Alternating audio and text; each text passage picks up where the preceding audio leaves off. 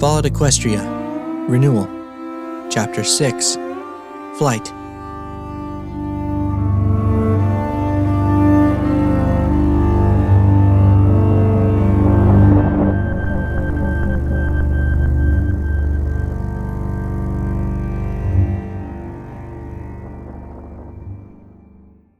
The rat storm fell apart as it meandered east. Patches of the far sky glowed with the dim flickers of lightning, the thunder rumbling in half-heartedly. As with the passing of every storm, a few of Junction City's residents would claim to have seen the true sky peek in between the clouds, a clean, sparkling expanse that stretched well beyond the limits of the impenetrable brown cloud layer that capped their world. The same social phenomenon played out across all of Equestria after any period of great unease. Spotting the sky, true or not, was a way to bring ponies back away from the edge of violence with a promise of better days ahead. Aurora didn't want to look at the sky just yet. She sat with her back against the wainscoting underneath the window overlooking Junction City's crossroads. Ginger's first aid kit lay open at her side. Her right hind leg throbbed from the second row of stitches that crisscrossed over the ones she'd torn fighting off Cider. The scrape along her chin hadn't been deep, but it had taken Ginger the better part of half an hour to pick the gravel out of it. The stink of antiseptic so close to her nose had thrown her into a ragged coughing fit that aggravated the ugly bruises that showed through her gray coat like a dark collar.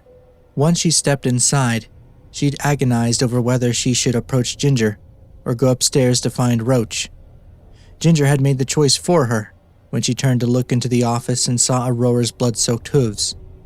She barely knew Ginger, but she felt a stab of guilt when the unicorn gasped and her tools clattered to the floor. She couldn't remember all the questions Ginger had asked her, but they had all revolved around concern and reassurance. It wasn't long before Roach was clattering down the stairs and launching into his own line of similar questions. It was overwhelming. The two ponies were barely more than strangers to her, and yet their shared concern was startling in its intensity. "Are you all right?" "I'm fine." "What happened to you?" "Cider jumped me." "Did he hurt you?" "Yes." "Where is he?" "Under the outhouse." "Is he alive?"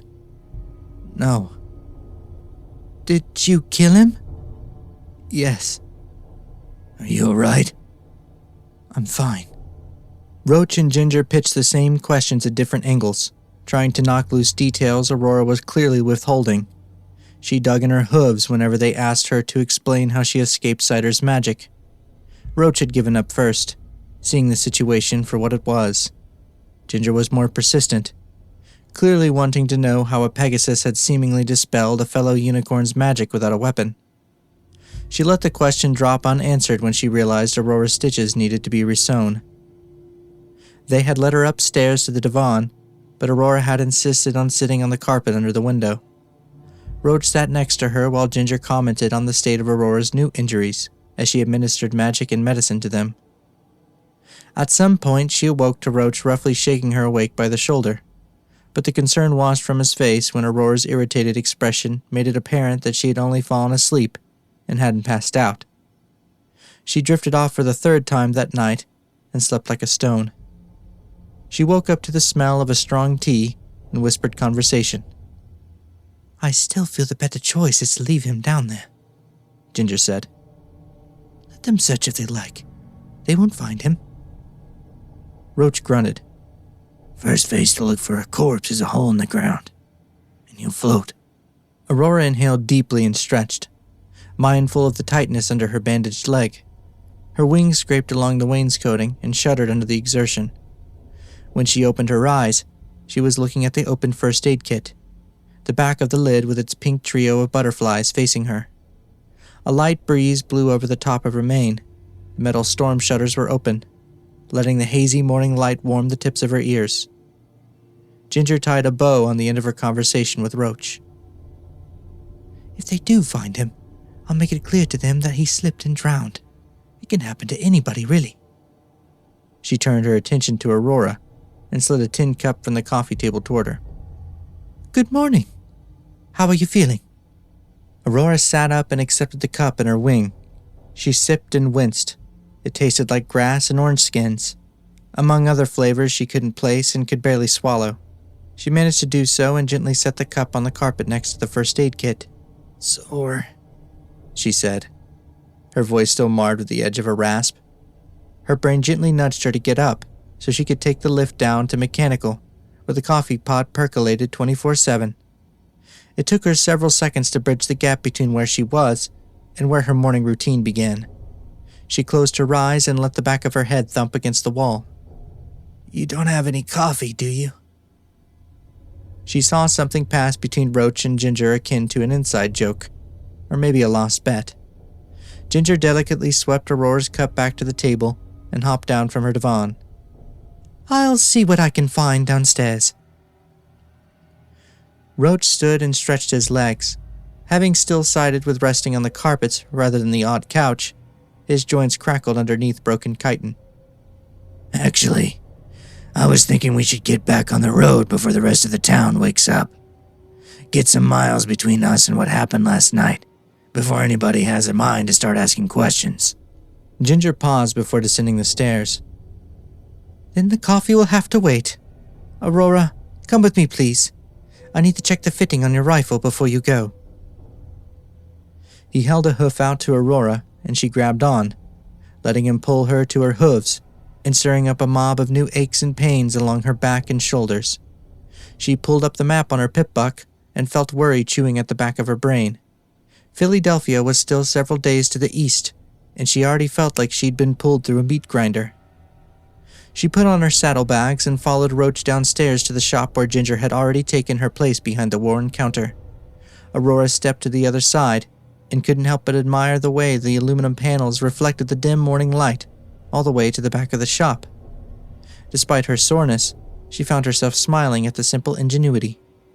It faded when her eyes fell on the gap where one panel was missing. Aurora turned back to see her rifle, the Overmare's rifle, hovering in a bronze field of magic next to her wing. Two beautiful curves of metal bent from the right side of the stock. The leather strap swung idly under the weapon. A sturdy iron buckle fitted midway down its length, and a series of identical metal grommets at the end of the strap allowed it to be loosened or tightened more confidently than the fragile metal clip it originally sported. "Tell me if anything feels uncomfortable," Ginger said. Aurora's shoulders went rigid as Ginger's magic gently enveloped her right wing and drew it forward until her primary feathers pointed at the wall just over Ginger's shoulder. The rifle drifted into alignment with her extended limb, the strap sliding over her shoulder. Aurora watched as the pair of modified hooks settled slowly over the top of her wing, and Ginger's magic vanished, letting the full weight of the rifle settle into place. The tip of her wing dipped with a sudden weight, and it took more effort than she was used to for her to level it out. Roach appeared at her side, directing the muzzle of the rifle away from Ginger, and turning Aurora until it pointed at the rear of the shop. She gave him a thankful glance before paying attention to how the rifle felt. It was heavy, but not too heavy to hold aloft. It took more work to keep her left wing from lifting it into the air, the muscles in her shoulders relishing the unusual exertion after a lifetime underground. Frustratingly, the muzzle still wandered despite her effort to keep it steady. "It feels good," she decided, earning a smile from Ginger. She dipped her wing out of the hooks and let the rifle hang at her side. "I'll feel better once I know how to use it." "We'll sort that out once we're out of town," Roach said. His eagerness to leave was infectious, and Aurora felt the weight of her bags grow heavier the longer she stood still. Ginger looked to the front of the shop where an earth pony walked past the front door. Silhouetted by the morning light, Aurora followed her gaze. Across the street, a covered wagon bearing the F&F Mercantile logo stood unattended. She wondered how long it would be until Cider's entourage realized he was missing, and what Ginger would do if they found him. She remembered something Cider said while he had her pinned against the bricks. "Last night," she started, watching as Ginger began lifting organized stacks of caps onto the countertop. She watched Aurora as she worked. "Cider said he sent a messenger out. He said he was blacklisting you." A roll of caps stuttered to a halt inches from the counter. Ginger's expression darkened like a bed of embers being doused with water. Her eyes flicked to the countertop and bore through it like a welding torch. She closed them, inhaled deeply, and jabbed the stack of caps against the countertop with a sharp clack. Her magic lingered around them like a fog. Ginger spoke carefully. Are you certain those were his exact words? Aurora hesitated before nodding. Quick as a gunshot, the stack of caps collapsed like a can in a compactor. A single flame boiled up from the wood trapped beneath the disk of glowing hot metal. Ginger's face twisted while a slowly expanding ring of charred wood formed beneath the pressure of her magic. That little shit! She hissed, then saw the growing concern on Aurora's face, and looked down at what remained of the tin caps. Smoke puffed up from the desk as the newly minted coin cooled. Her eyes shone for the barest of moments before she blinked the unwelcome moisture away. He had no right, Ginger said bitterly. She looked at Aurora and saw the question in her eyes. Cider was part owner of F&F Mercantile. They own most of the trade routes east of Canterlot Ruins. Cider has a reputation for not taking no for an answer, least of all from a capable mare. Aurora winced inwardly.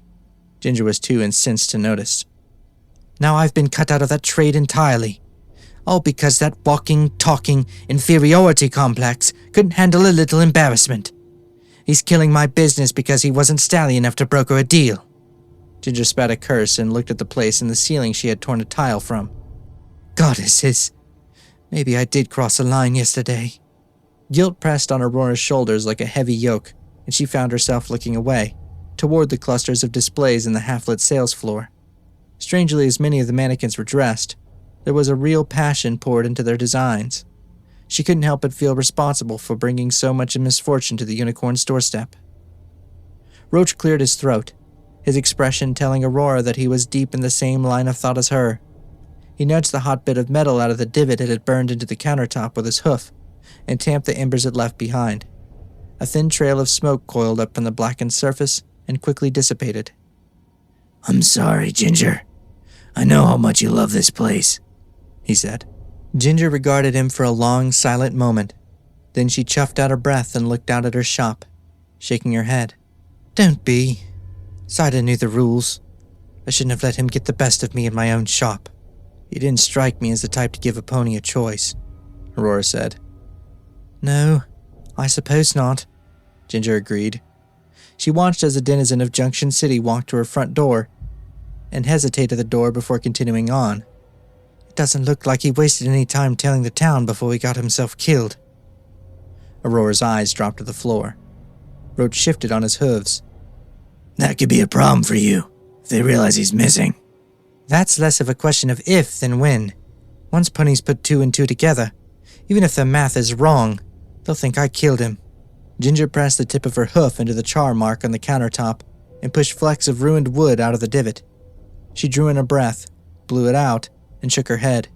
Goddesses, once Cider's sister hears about this, the bounty alone, she'll have me killed. Autumn always did hold a grudge. That goes without saying, Roach agreed. So come with us. We can protect each other. Ginger looked at Roach like his head was on backwards. Absolutely not. I can defend myself perfectly well enough on my own. If I'm traveling with you two. As opposed to them already knowing that we spent the night here? Roach interrupted. He was waiting for me outside, Aurora added, pushing aside her irritation at the flickers of sympathy playing over their faces. What are the odds that Cider didn't tell his people where he was going? Or that they won't think of it once they figured out he's missing? Roach looked from Aurora to Ginger, his expression setting like concrete. He thought Aurora was from the Enclave, and the merchants already know she was accompanied in the town by a bug. He held up a hoof before Ginger could protest the self-deprecation. Perception is reality. Cut it however you want, but the three of us are going to have crosshairs on our backs for the foreseeable future. We should stick together. Ginger bit the inside of her cheek as she swept the charred flakes of wood off the countertop and onto the floor with her hoof. Aurora half expected her to produce a broom and begin sweeping it up, stubbornly embedding herself into a routine that had been pulled out from under her. But she didn't. Her voice grew somber. She looked up at Roach for a moment before looking out at her shop. Sometimes, I wish I lived in the world you used to tell me your stories about. It always seemed fairer than this one. It was Roach's turn to look away. Not all the time, he said. Ginger sucked on her lower lip, her attention fixed on the covered wagon that was on the other side of the cracked display window. Her voice was rough when she spoke. You're right. About sticking together, I mean, she said, clearing her throat. Her eyes went to Aurora.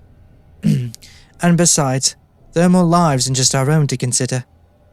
Roach followed her gaze to the dapple gray Pegasus from Stable 10. That there are, he agreed. A lump formed in Aurora's throat at the same time that a shiver of pride rustled up her spine. She didn't trust her voice to speak. When she had crossed the threshold of her home, Aurora thought she would be alone. There had been a gnawing fear in her gut that Equestria would be empty, and she would have to turn back, empty-hooved. Instead, she had 2 new friends willing to help her save her home. She couldn't help but love them a little for it. Well then, I should pack a bag, Ginger said, turning back toward the office door. If there's anything on display either of you would like, please, take it. Aurora exchanged looks with Roach. With his help, Aurora picked out an assortment of armor pieces that offered a modest amount of protection. It had meant disassembling one of the mannequins in the display window and fighting with more than one buckle, but she left the shop feeling like she could take on the world. 4 brown wraps of heavy leather hugged Aurora's lower legs, unbuckled straps from her fetlocks up to her knees, reminding her of the safety gear the stable provided to the engineers who often had to crawl into awkward cavities behind walls and machinery. A larger garment swept down her chest, between her forelegs and up over her shoulder blades just ahead of her wings. 3 buckles along her back kept the heavy fabric snug against her barrel, adding a layer of protection around her heart. Roach called it a tactical vest, and explained how the ceramic plates between the layers of black fabric would stop, or at least help slow a bullet, should a pony decide to send one her way. The price tag on the vest sat haughtily in the 4-figure range. She decided to drop 2 additional plates into her saddlebag just in case, and chose not to dwell on the possibility that someone might shoot at her. For his part, Roach walked around the mannequins but didn't take any armor. He stopped at the display featuring pre-war outfits and lifted a set of Equestrian Army saddlebags off the hips of one of the forms. After transferring the contents of his own worn bags to the new ones, he slung them over his hips with his teeth and nodded with quiet appreciation for their comfort. When Aurora asked why he wasn't taking any armor, he smiled and shrugged. Can't get much deader than a ghoul. And he left it at that. Ginger's hooves thumped back and forth across the ceiling as they shopped, occasionally punctuated with a hard thump of something being dropped to the floor, followed by frustrated muttering neither could decipher. Roach was peering outside through the display windows when they heard her coming downstairs. She emerged wearing a well-fitted black leather jacket that at first glance looked unimposing next to the armored mannequins. A few suspect bulges at the sides gave away the ceramic plating that shielded her vital organs, and the short hilt of a blade peeked from under her lapel as it shifted with her gait. With the exception of a compact black pistol holster strapped to her left hind leg, she carried little visible weaponry. Aurora found herself following the holster up to a curving, coffee-colored hip devoid of a cutie mark. She blinked confusion and averted her eyes before Ginger could catch her staring. Traveling a little light? Roach asked, noting her lack of saddlebags. Ginger held a small ring of keys aloft in her magic and offered Roach a little shrug in response. Old habits die hard, she chirped. She turned the deadbolt and opened the door. The bell above their heads jingled as the 3 of them filed out of gussets and garments. Ginger locked the door behind them and, after a brief pause, let the key ring hang from the door. Someone else wanted the business. They could have it, whether she liked it or not. It was a closed chapter of her life now. They stepped out into the street, and Aurora marveled at how different the town was from the bustling marketplace she'd walked through the day before. The dusty road was empty save for a few errant carts stowed along the worn concrete lumps of what passed for curbs. An earth pony too busy to notice them stuck his head out of a corner store and set a broom against the side of the building before ducking inside for something else. Conversation trickled out of upstairs windows, and the scent of morning meals wafted down to their noses. Aurora found herself smiling in spite of herself. Beaten down as Equestria was, there were still ponies that kept the old routines. Old habits die hard. Down the western stretch of highway, the same road she and Roach had just traveled, a short caravan of carts and ponies were already fading into the horizon toward Full Mountain. The three of them waited to ensure the caravan was headed away before turning east. As they passed the covered wagon emblazoned with F&F Mercantile's body logo, Aurora noticed the large square nut holding the front wheel to the axle. She slowed, then stopped, and opened the flap of her saddlebag. Roach bristled. Aurora, what are you? She held a hoof to her lips and produced a modest pipe wrench from the tools she'd taken for mechanical. With a few deft flicks of her hoof, she spun the jaws open and quickly set them around the nut. She stood on her hind legs and pulled hard. The wrench didn't move.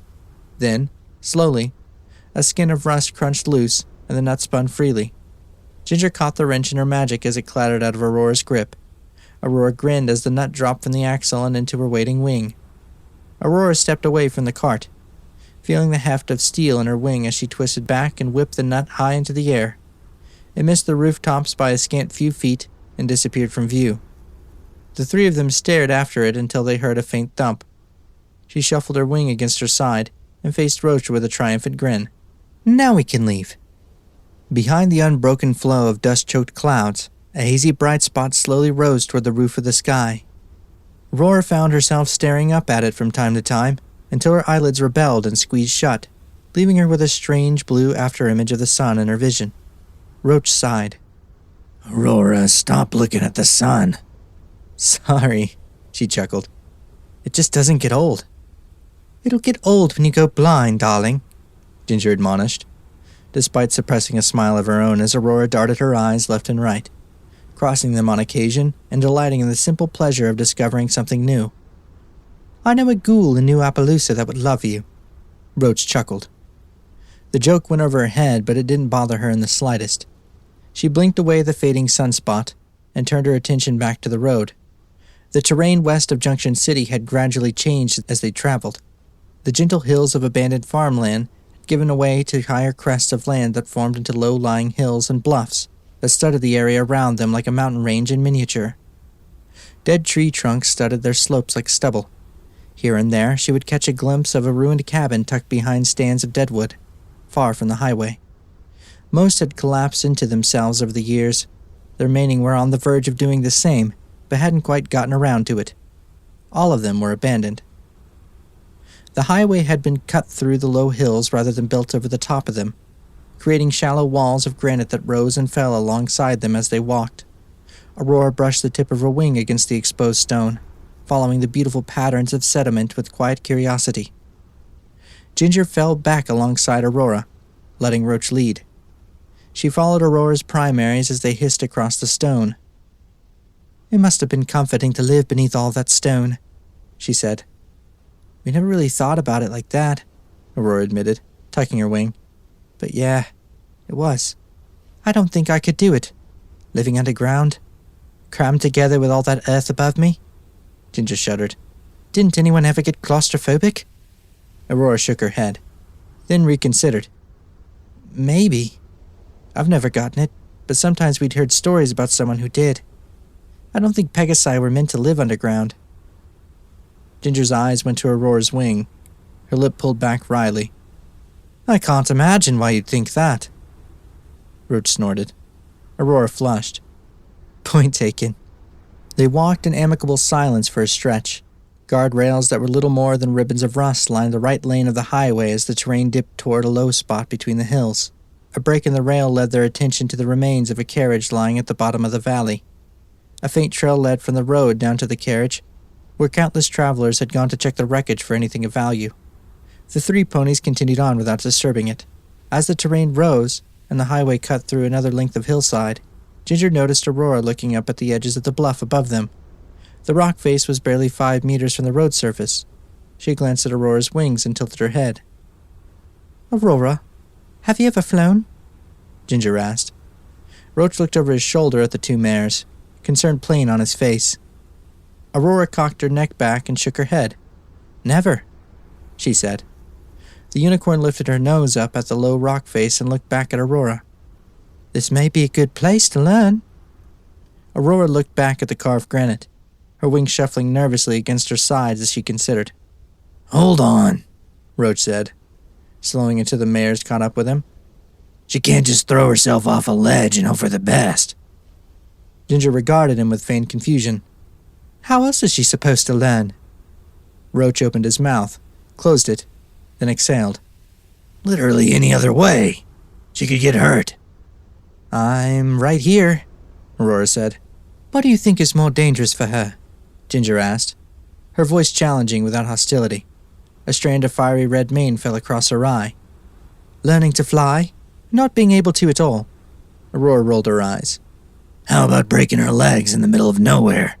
Roach rumbled. She gently chided him. Roach, I can catch her when she falls. There's no risk involved, considering Pegasus' instincts. The two turned at the sound of hooves clanging off the top of the guardrail and crunching in the dusty regolith on the other side.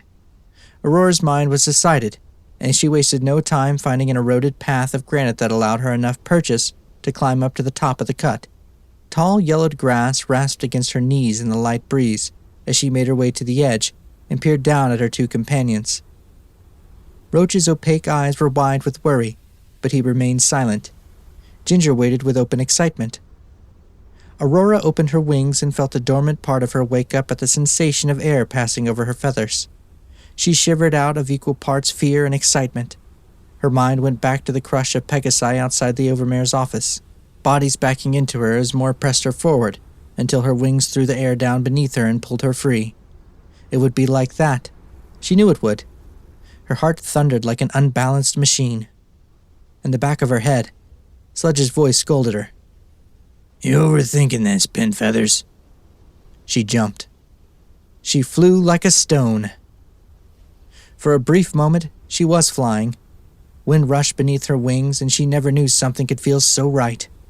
It felt like the first seconds of rest that came after a double shift, a thing she had endured without. For so long she had forgotten how good it would feel when she had it. Pegasi weren't meant to be tied to the ground. They belonged in the sky. Aurora was ecstatic. She let out a whoop, even as gravity snatched her out of the air and dragged her down toward the pavement. A warm aura wrapped her body and slowed her descent. Aurora's heart skipped a beat at the familiar sensation of being handled with magic, and her excitement was abruptly shoved aside by a rising sense of dread. But as her hooves neared the worn concrete, she could feel a difference in Ginger's magic. There was a reassuring gentleness to it that allowed her to pull herself away from the edge of panic. She touched down in front of Ginger and the aura faded. Ginger beamed. You forgot to flap your wings, Dot. Aurora swept her into a tight hug that nearly knocked the wind out of the unicorn. Her wings draped over the mare's back as she squeezed her eyes shut, unable to find the right words to show her appreciation. She had flown, very briefly and very technically, but she'd felt it in her bones, and it counted. Ginger struggled to turn her neck around far enough to shoot Roach a startled look that amounted to, "Help me?" The changeling wrinkled his nose in mock consideration before shaking his head with a grin. The encumbered unicorn stared daggers at him. After several long seconds, Aurora loosened her grip and stepped back. She didn't catch the fleeting moment it took Ginger to compose herself, her mind already tracking back to the road ahead and the many cuts that it gouged into the hills. Her green eyes glittered at the sight of the higher cliffs and the prospect of putting more wind under her wings. "I have got to try that again," she blurted. Her wings shivered with anticipation as she danced in place on her hoof tips. It took Ginger a moment to realize she was being asked permission. She couldn't keep the amusement off her face. Maybe use your wings this time. Aurora felt like a filly, and she didn't care one bit. She kept up with Roach and Ginger as they continued down the highway, climbing up anything resembling an embankment in order to reach the next bluff. She leaped, and Ginger caught. She flapped her wings and discovered she could slow her fall, but not exactly stop it. It took several attempts before she bolted off the edge of a high cliff at speed and discovered gliding. "Holy shit!" She laughed. Her wings cut through the air as she descended toward the opposite side of the highway, stopping short of the rock face with the help of Ginger. Sweat shone against her hips as she spun on her hooves and attacked the next path up the ridge. "Now you've started something," Roach chuckled, his concern set aside for the moment as he watched Aurora throw herself off yet another cliff. She glided for several meters before losing momentum like a paper airplane. Ginger laughed soundlessly as she lowered Aurora to the ground, only to watch her shoot back toward the path uphill. She cracked her neck and eyed the sky for the next jump. "I've never seen anyone this happy before," she said. careful not to let her voice carry up to the ridge looming high above them. A flicker of wings and a sudden gout of dust exploded off the edge of the cliff, preceding Aurora's outstretched hooves. Ginger prepared her magic for the descent, but Aurora pumped her wings as she crossed overhead, propelling her out of Ginger's reach and sending her shooting across the other side of the cut. They heard a panicked curse, the crunch of underbrush, and then, nothing. Roach's ears pinned back as his eyes went wide. Aurora! Ginger seized Roach by the barrel and all but hurled him up the cliff face. Roach uttered an indignant noise as he clamored to get his hooves on solid ground and galloped through the high grass. He saw a wide gray wing lift out of the grass and slap back down at it, throwing dust his way along with the sound of laughter. Aurora had come tumbling to a halt atop a wilted shrub with her legs aimed skyward. Her eyes lit up when she spotted Roach. Did you see that? She yelled victoriously. I flew! I hate dirt, but I flew! Drunk on euphoria, she shot all four of her hooves out and whooped at the clouds before dissolving into a fit of giggles. Ginger was winded as she slid to a stop next to Roach, her short mane a frazzled mess that hung over half her face. Her fear evaporated once it was clear Aurora was fine. Roach hooked his foreleg around Aurora's and pulled her to her hooves with a grunt. A few broken bits of twig clung to her backside as she checked herself over. She flicked them away with her tail and flashed them a toothy grin. You're a natural, Ginger managed, winded from the exertion of catching the Pegasus over and over again. Maybe we could stick a pin in it for now. I haven't used this much magic in years. Roach scanned the sky. It's almost noon. Let's take a break and figure out where it is we're going, he said. He lifted his chin towards Aurora. Congratulations. Her wings shuffled against her sides, and she couldn't help but smile as they made camp at the top of the ridge. They busied themselves with the simple acts of living, routines which felt both foreign and welcome to Aurora. Roach retrieved 4 shriveled strips of what resembled cured meat from his saddlebag, and offered 2 to each of the mares. Aurora tucked her nose into her pack and withdrew 3 plastic bottles of water. Roach declined the water, but Ginger took hers eagerly, before removing the plastic cap and taking a sip. You're not thirsty? Aurora asked Roach. He shook his head politely. One of the few perks of being a ghoul. Roach, quit being cryptic, Ginger scolded, and turned to Aurora. Ghouls don't need to eat or drink. The radiation keeps them alive. Roach bowed his head deferentially. Ginger nibbled at the end of her jerky and downed it with a swig of water. Speaking of, you should be checking your exposure more often, she said, gesturing to Aurora's pip-buck. You haven't looked at it since we left Junction City. Aurora held a strip of probably meat between her lips and tapped the button on her pip-buck that brought up a display of her general health. Several notifications stacked atop one another, with heart rate and blood pressure warnings. She suppressed a grin and cleared the messages. At the bottom of the screen, a thin bar that tracked her radiation exposure had filled by a scant few %. The radio gauge to the right of the display showed only the faintest background radiation.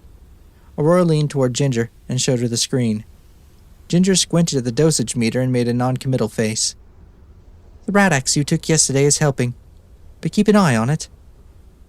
Roach leaned forward to look at her pip-buck. She turned it so he could see it better. We need to pick you up some right-away at Blinder's Bluff. That's our next stop. About 2 days east if we stick to the road. Ginger made a noise that had nothing to do with the strangely sour taste of Roach's jerky. Blinder's Bluff, she said with open disdain. Why the Steel Rangers let a raider settlement continue to operate is beyond me.